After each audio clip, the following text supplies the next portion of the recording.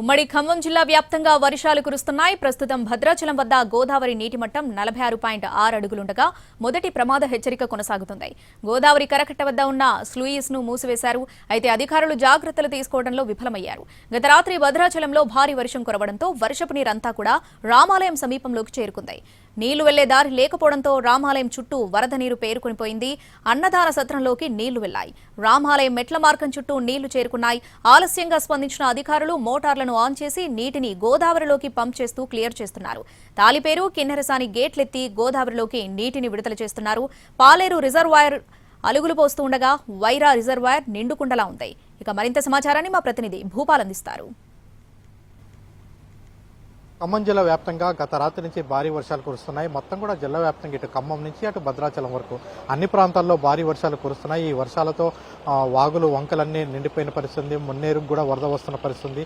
అయితే ఇదే నేపథ్యంలో భద్రాచలం వద్ద ప్రస్తుతం గోదావరి నీటి మట్టం 46.6 అడుగులు ఉంది. అంటే మొదటి ప్రమాద హెచ్చరిక భద్రాచలం వద్ద కొనసాగుతున్న పరిస్థితి ఉంది. అయితే 48 అడుగులు వస్తే రెండవ ప్రమాద హెచ్చరిక కూడా భద్రాచలం వద్ద జారీ చేస్తారు. అయితే ఎగువన భారీ వర్షాలు అంటే దాదాపుగా చెప్పాలంటే నిజామాబాద్ నుంచి అటు కరీంనగర్, వరంగల్, ఆదిలాబాద్ వీటి నుంచి వస్తున్న వరదంతా కూడా భద్రాచలం నుంచి కూడా గోదావరి పోలవరం మీద కూడా పోలవరం మీదుగా ధవళేశ్వరం వెళ్లాల్సి ఉంటుంది. ఈ నేపథ్యంలోనే గత 37 రోజులుగా భద్రాచలం వద్ద గోదావరి నీటి మట్టం అయితే 35 అడుగుల వద్ద ఉంటున్న పరిస్థితి. ఇన్ని రోజులు ఇంత పెద్ద స్థాయిలో వరద ఉన్నది ఇదే కాలం అని చెప్పవచ్చు. ఈ పరిస్థితిలో అంటే నిన్ననే 48 అడుగులకు రావచ్చు అని సిడబ్ల్యూసీ హెచ్చరికలు జారీ చేసినప్పటికీ భద్రాచలంలో ఇటు ఇరిగేషన్ అధికారులు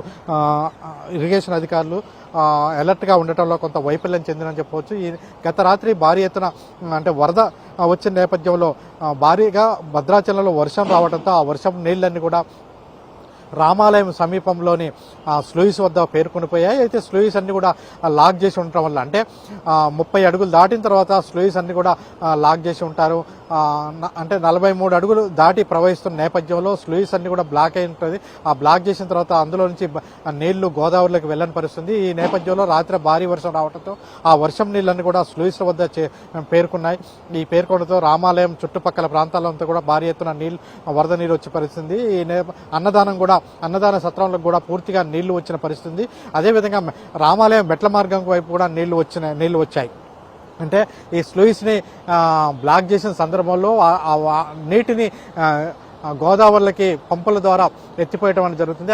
ఆ సందర్భంగా నిర్లక్ష్యంగా వ్యవహరించడంతో ఈ పరిస్థితి ఏర్పడింది. దీంతో పొద్దున్నే ఉదయం అలర్ట్ అయిన అధికారులందరూ కూడా ఆ స్లూయిస్లన్నింటినీ కూడా చెక్ చేసుకుని అదేవిధంగా నీటిని పంపింగ్ చేసి గోదావరిలోకి పంపించడం ద్వారా ఇప్పుడు కొద్దిసేపటి క్రితమే తెరపడిందని చెప్పవచ్చు. మొత్తం కూడా అన్నదాన సత్రం కావచ్చు, రామాలయం చుట్టూ చేరుకున్న నీళ్లన్నీ కూడా ఇప్పుడే తగ్గటం ప్రారంభించింది. ఇకపోతే జిల్లా వ్యాప్తంగా మనం చూసాం కిన్నెరసాని ప్రాజెక్టుకి భారీ ఎత్తున వరద రావడంతో కిన్నెరసాని ప్రాజెక్టుకు సంబంధించిన గేట్లు వదిలి వాటిని గోదావరిలోకి వదులుతున్నారు. అదేవిధంగా తాలిపేరుకు కూడా భారీగా వరద రావడంతో తాలిపేరుకు సంబంధించిన గేట్లన్నీ కూడా వదిలి అంటే దిగువకి గోదావరిలోకి విడుదల చేస్తున్న పరిస్థితి ఉంది. వైరా రిజర్వాయర్ పూర్తిస్థాయి నీటి మట్టం 18.9 అడుగులు కాగా ప్రస్తుతం మాత్రం 18.3 అడుగుల వద్ద ఉంది. ఈ వర్షాల వల్ల గత రాత్రి నుంచి కురుస్తున్న వర్షాల వల్ల అంటే ప్రధానంగా సింగరేణి మీద కూడా ప్రభావం పడింది. సింగరేణికి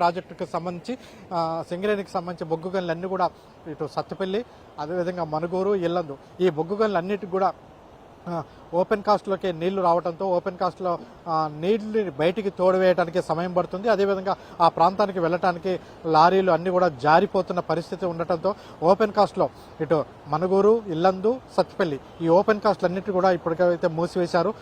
బాగా తెరిపించిన తర్వాత నీటిని బయటికి తోలిన తర్వాత మళ్ళీ ఓపెన్ కాస్ట్లు రన్నింగ్లోకి తీసుకొని వస్తారు. మొత్తం మీద ఈ వర్షాలన్నీ మొత్తం వరి పంటకి ఉపయోగకరంగా ఉన్నప్పటికీ పత్తి ఇట్లాంటి పంటలకు మాత్రం కొంత ఇబ్బందికరమైన పరిస్థితి ఏర్పడింది. మొత్తం మీద గత రాత్రి నుంచి భారీ ఎత్తున వర్షాలు అయితే జిల్లా వ్యాప్తంగా ఉన్నాయి. అయితే ప్రమాదకరమైన స్థాయిలో మాత్రం ఎక్కడా కూడా ఈ వర్షాలు ఉన్నట్లుగా తెలియట్లేదు. ఇప్పటివరకు అయితే ఎటువంటి అవాంఛనీయ సంఘటనలు జిల్లా వ్యాప్తంగా ఎక్కడా జరగలేదు. కెమెరా